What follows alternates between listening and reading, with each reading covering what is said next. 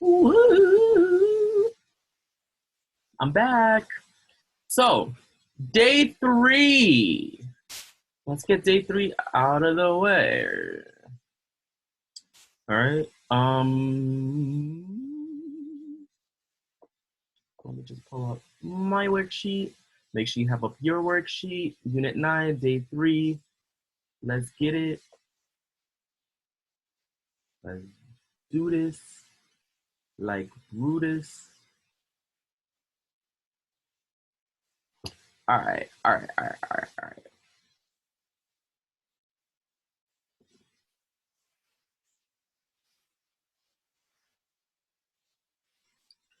right. So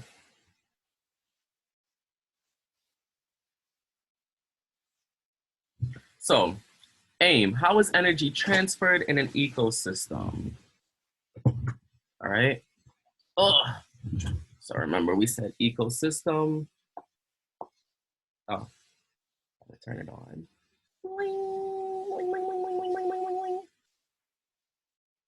Ecosystem. Interaction between biotic and abiotic factors. Number 1, wombats are classified as herbivores because they get their energy from the sun?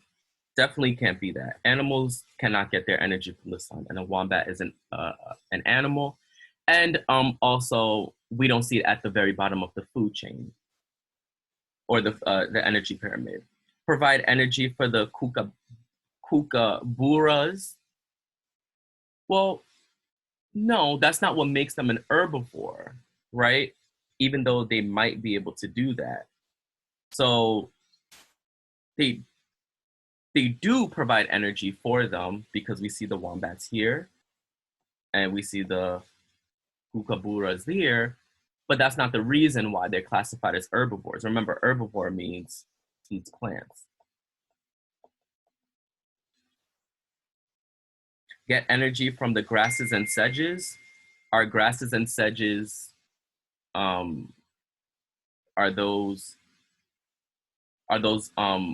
plants? They are plants. They're at the very bottom of the pyramid, right? And we know that the grasses and sedges are plants, and herbivores eat plants. So C could be the possible answer, but let's look at letter D for confirmation. Provide nutrition for the kangaroos. That's not what makes them. So even though and that's also not true. They're in the same trophic level, so they literally don't eat each other, right? So the correct answer has to be C. That's what makes it an herbivore. Number 2. Which characteristic of a geographic region would have the greatest influence on the type of ecosystem that forms in the region? So is it the ratio of autotrophs to heterotrophs, the concentration of atmospheric oxygen, the number of food chains, or climatic conditions? All right, so here, we look at the first one, it says ratio of autotrophs to heterotrophs. That is extremely, extremely important. But it's not the reason why an ecosystem would form the way that it does. All right? Or the greatest influence of the type of ecosystem. Remember, there's deserts, there's forests, there's aquariums, there's oceans, there's marine life. Like, those are all different types of ecosystems. But it's not the ratio of autotrophs to heterotrophs, although that is important. Let's go ahead and cross that out. Concentration of atmospheric oxygen. Well, atmospheric oxygen is the same every single where because it's in the atmosphere, which is about 21%. So that's not it either. Number of food chains. Well, we can't really determine like the number of food chains within a given ecosystem.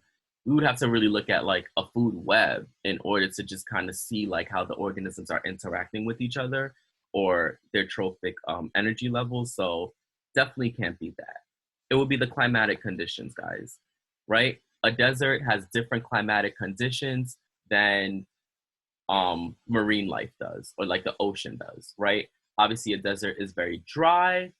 Um, the ocean is very obviously has a lot of water, a lot more water than the desert does. So that's going to influence the type of ecosystem that forms in that region, right? If it's very, very hot, it might be more of a desert environment.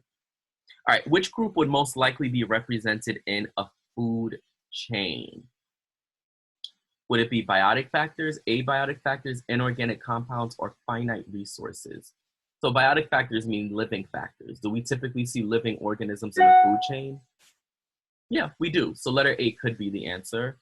B, abiotic factors. Do we typically see abiotic factors in a food chain? Have we ever seen any of these animals eat air or eat the sun or eat soil? No. So it definitely wouldn't be abiotic factors because those are non-living. Inorganic compounds.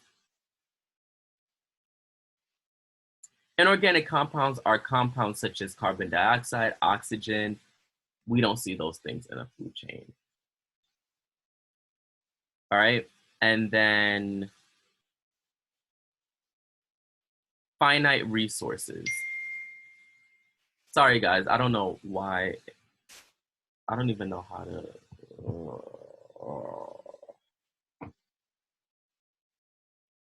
I don't even know how to do this. It's so annoying. So annoying. Sorry.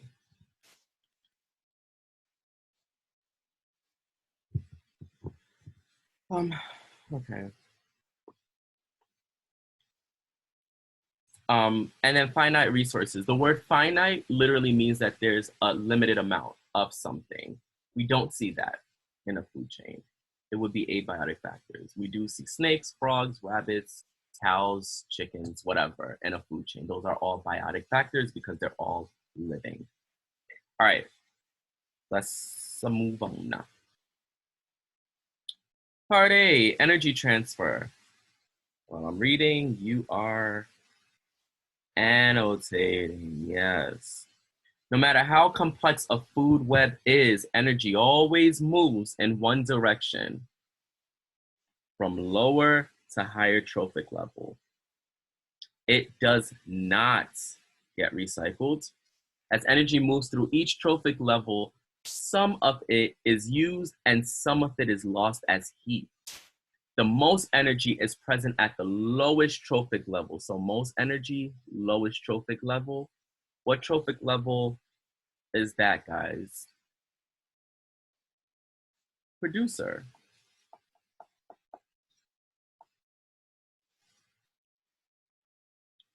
The least is present at the highest trophic level, which is what? The apex predators, right?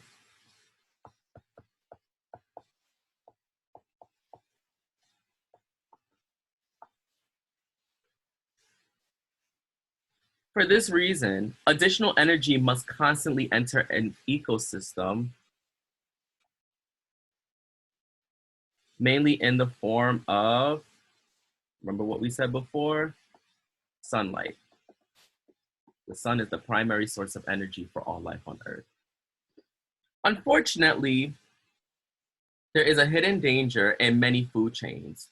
If a long-lasting chemical such as DDT enters the environment, it may get passed on from one trophic level to the next. So a long-lasting chemical such as DDT may get passed on from one trophic level to the next. The level of the chemical in each organism increases. Level of chemical increases as it moves up trophic levels, as the organisms at the top consume more of the infected organisms than at lower levels, than the lower levels. All right, so we're gonna explore what this actually looks like here. Let's go ahead and clear this.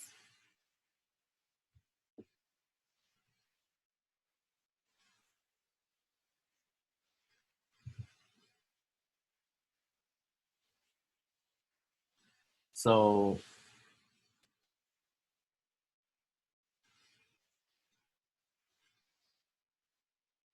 so if we look at part B, what?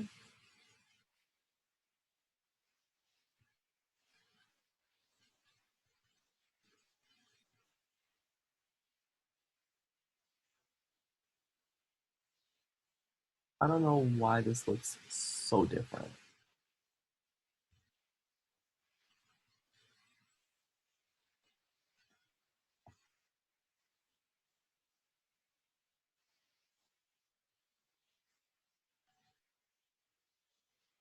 I don't know what's happening at all.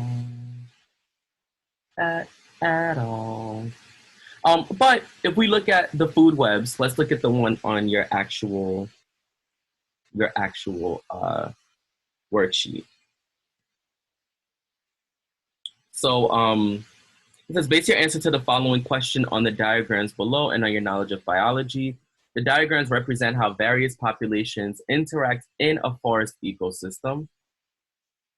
All right, so it says which diagram, A or B, most accurately represents the interactions between biotic and abiotic factors in a forest environment? Support your answer. Well, if you look at letter A, do we see biotic factors? Yes, we see deers, cougars, weasels, foxes, grouse, beetles, squirrels, all of those. Do we see abiotic factors? Yes, we see raw materials from the soil and we also see the sun. If we look at letter B, do we see biotic factors? Yes. Do we see abiotic factors? No. So it would have to be diagram A, okay, for those reasons.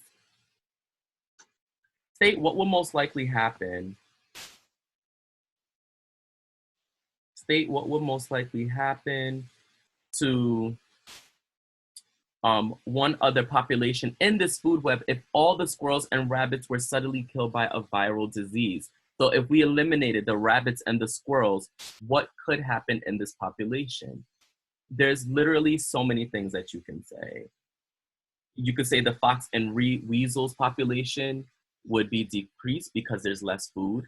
The oak trees would increase because there would be more acorns. The deer population might increase due to less competition for available food. You guys see that? If we eliminate the competition from eating our food source, then we have more food to eat, and that increases us being able to survive and reproduce. Same thing that's happening here. If this forest community experienced a severe lack of rain throughout the spring and summer seasons,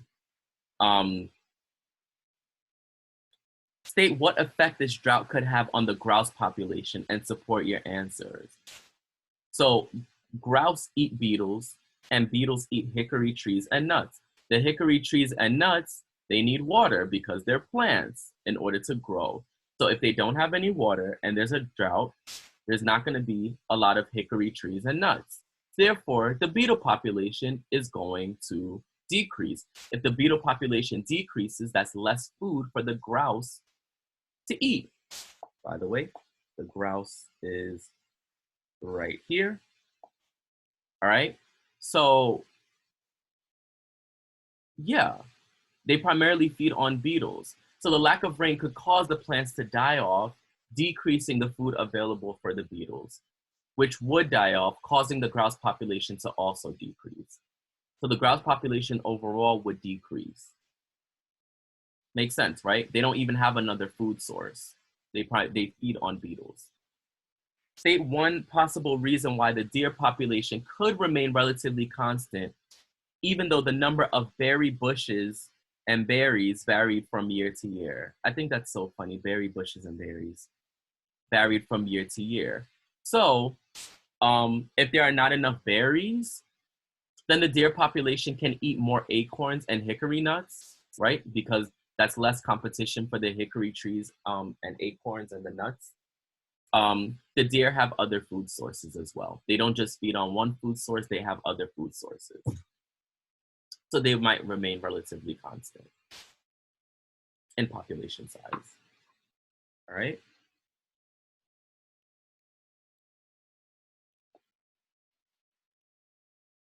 All right, so it says, base your answers to the following questions on the table below and on your knowledge of biology. So species A, B, C, and D are all different heterotrophs. So they're all heterotrophs. Let's just go ahead and start annotating now. If they're all heterotrophs, these are all heterotrophs, that means that they all need to eat other organisms. So they eat other organisms. Okay?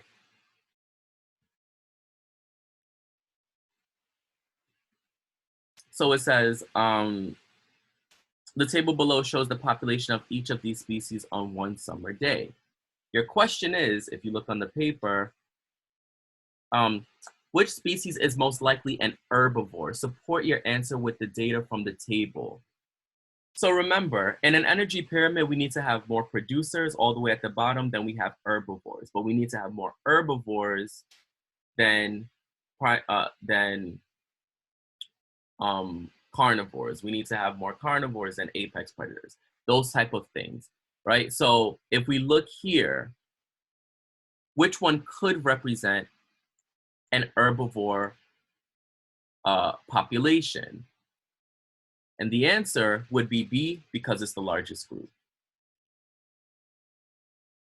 It would be B, because it's the largest group, all right? Again, 847 is a lot more than 116, 6, and 85, right? And just by looking at this would be the herbivores. What would be the next largest group? Here, right? So this might be something that eats the herbivores, such as the secondary consumers, such as snakes, those type of things. The next one would be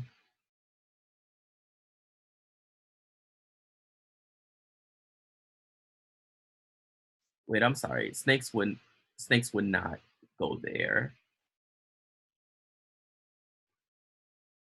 That would be more something like rabbits, because they eat. No, sorry. I was right. Snakes. The next highest would be species A, and then the very top of the pyramid would be species C. All right, so our energy pyramid would look something like, what would be at the very bottom? What species?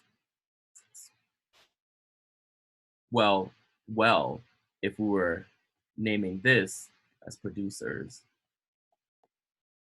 then this would have to be species B, right?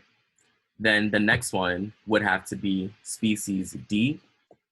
Then the next one would have to be species A. And then the next one and last one would have to be species C.